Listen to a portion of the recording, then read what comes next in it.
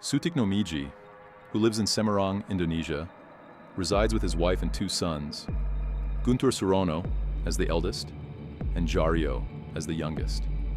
Sutikno supports his family and educates both children by working as a laborer.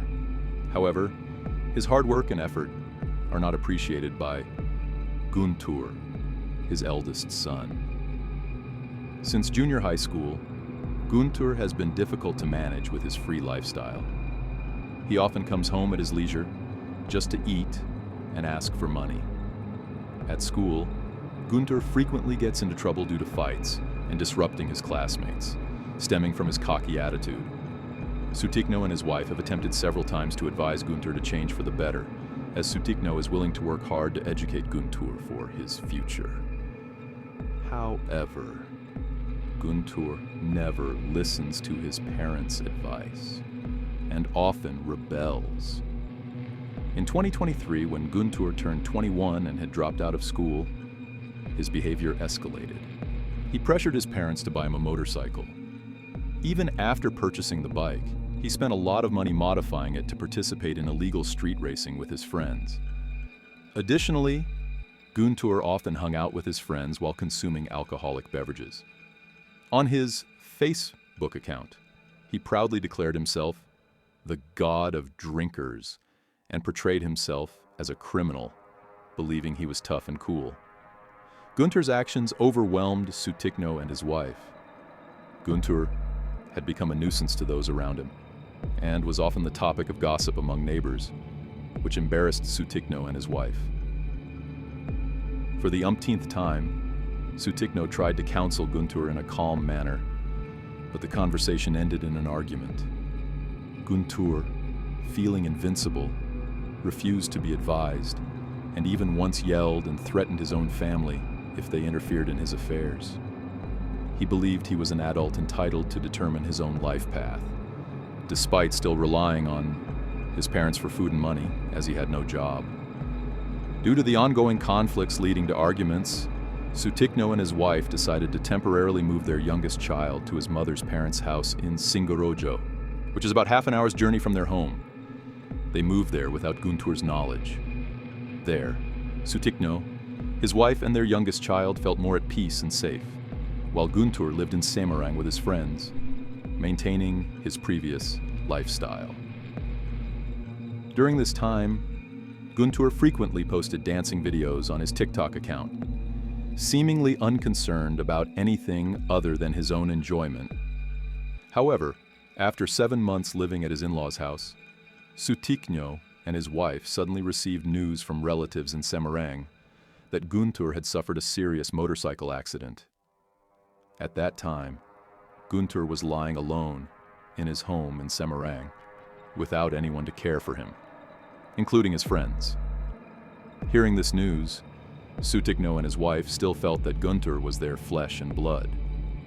They could not feel at ease there because they were worried about Guntur's fate, lying alone at home. Eventually, Sutikno and his wife, along with their youngest child, returned to Semarang.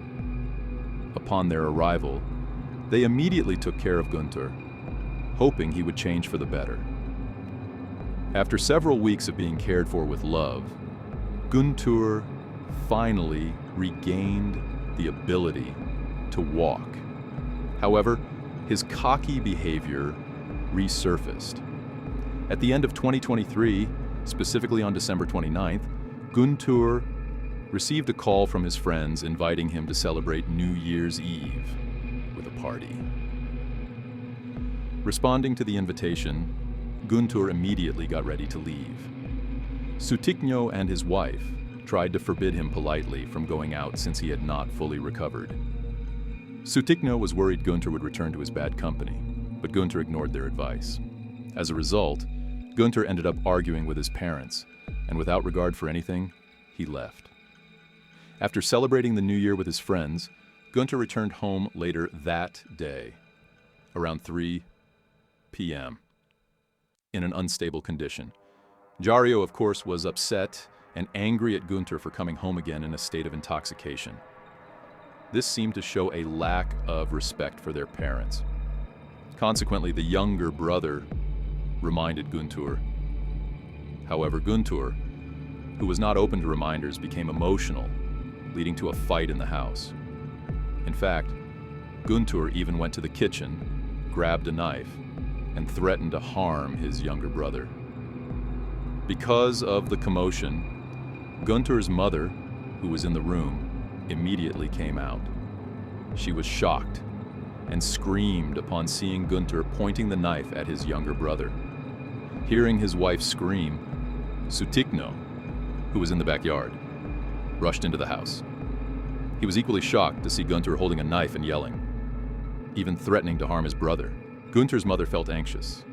Sutikno, still patient, tried to talk to Guntur calmly to prevent the situation from escalating further. However, Guntur challenged Sutikno instead. At that moment, Guntur lunged at his father with the knife. Fortunately, Sutikno managed to deflect it and even wrestled the knife away from Guntur. Out of frustration and anger, Sutikno, losing his patience, grabbed a wooden block from the kitchen and struck Guntur, causing him to fall to the floor.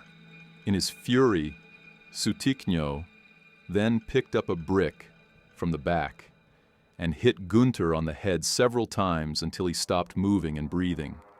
Only after realizing that Guntur had died did Sutikno become aware of what he had done. He sat down, filled with regret, looking at Guntur's body lying in the kitchen with his head injured. Meanwhile, his wife and youngest child could only stand in silence, witnessing everything unfold. Feeling guilty, Sutikno immediately left to go to the neighborhood head's house. There, while crying, he recounted everything, admitting that he had just killed Guntur, his own son. He asked the neighborhood head to report to the police about what he had done. Thus, Sutikno was willing to turn himself in to take responsibility for his actions. Hearing this, the neighborhood head was shocked and felt sorry for Sutikno.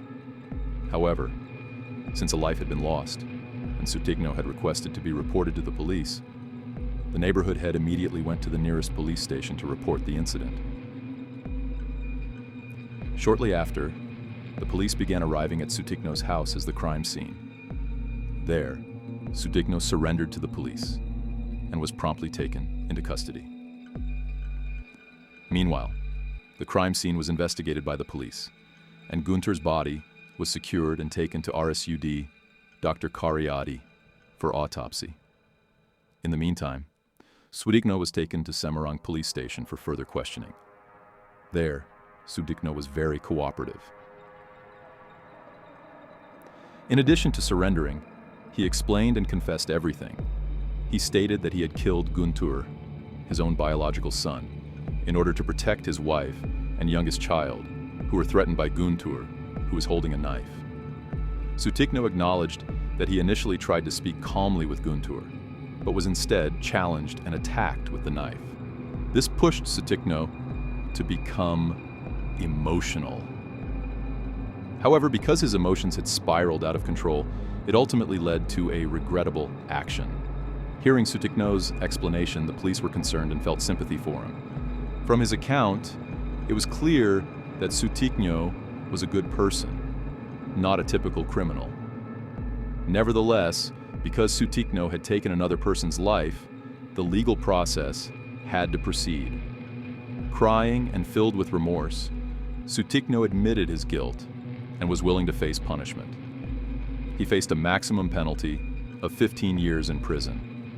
However, this was still just a threat, and as of now, there have been no media reports on what his exact sentence will be. Hopefully, Sutikno will receive a fair punishment.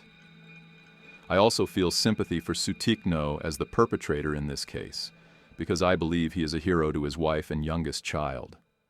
Essentially, Sutikno, now classified as the perpetrator, originally began as a victim. In fact, not only he, but also his wife and youngest child were victims of Guntur's behavior, who was actually the perpetrator. However, due to circumstances, and because every human has a limit to their patience, Sutikno transitioned from victim to perpetrator. What I think is, if Sutikno had not done all this, it is likely that his wife and youngest child would have become Guntur's victims, as he was already emotional, angry, and holding a knife in a state of unawareness. Therefore, with what he did, I believe Sutikno truly acted as a hero for his family. Moreover, Sutikno took responsibility for his actions by turning himself in and accepting punishment. It is unfortunate if he receives a 15-year prison sentence. However, that is still a threat, and I hope the sentence imposed on him is much lighter than the charges against him, as there are indeed many mitigating factors. One of them is that he acted to protect his wife and child, and Sutikno has been cooperative, even willing to turn himself in and take responsibility for his actions. What are your thoughts on this case? What lessons can be learned? Please write your responses in the comments. Subscribe, and see you in the next case.